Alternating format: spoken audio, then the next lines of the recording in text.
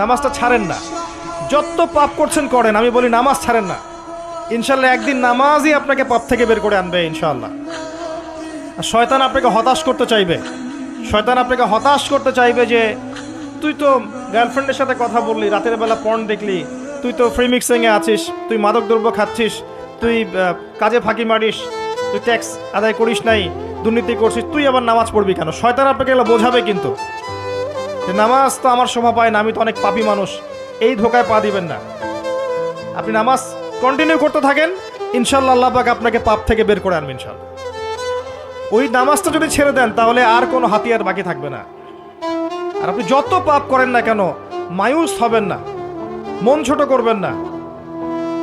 আপনার একটা সেজদা, যে সেজদা আপনি চোখের পানি ঢেলে দিয়েছেন আল্লাহর কাছে যে আল্লাহ আমার ভুলগুলো তুমি মাফ করে দাও, আমার তওবা তুমি কবুল করো, ইনশাল্লাহ দেখবেন ওই একটা সেজদা যদি কবুল হয়ে যায় আল্লাহ পাক আপনার সব গুনাহ মাফ করে দিবেন ইনশাল্লাহ। হতাশ হবেন না। শয়তান হতাশ করতে চাইবে মানুষকে, শয়তান মানুষকে হতাশ করতে চাইবে। এমনকি আপনার যদি পাহাড়ের পরিমাণ ঋণ থাকে, ওই ঋণ শোধ করার ব্যবস্থা আল্লাহ পাক করে দিবেন ইনশাআল্লাহ তাআলা। হতাশ হবেন না, নামাজ ছাড়েন না। আর আমি একটা কথা বারবার বলেছি, আবারও বলছি যে চলমান যে 3G 4G নামাজগুলো চলছে এগুলো থেকে নিজেকে দূরে রাখুন।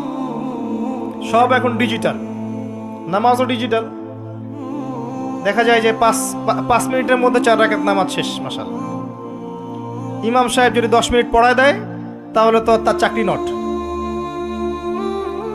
বোঝেন না? এত তারা, আমার সময় নাই, আমরা ব্যস্ত মানুষ, এত সময় লাগে নামাজ পড়তে? ইমাম সাহেবকে বলছে,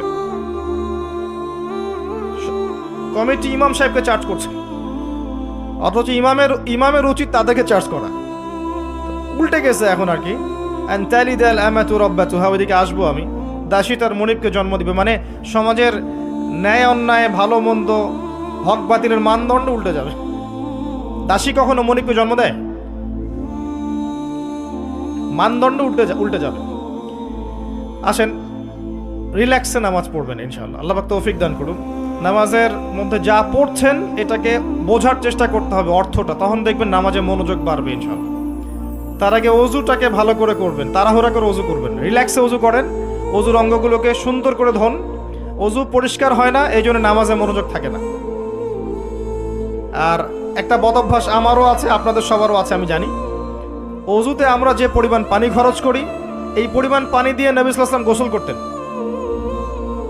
হ্যাঁ, আর আপনার মাথায় যত চুল আছে তার চেয়ে বেশি চুল ছিল নবী সাল্লাল্লাহু আলাইহি ওয়াসাল্লামের মাথায়।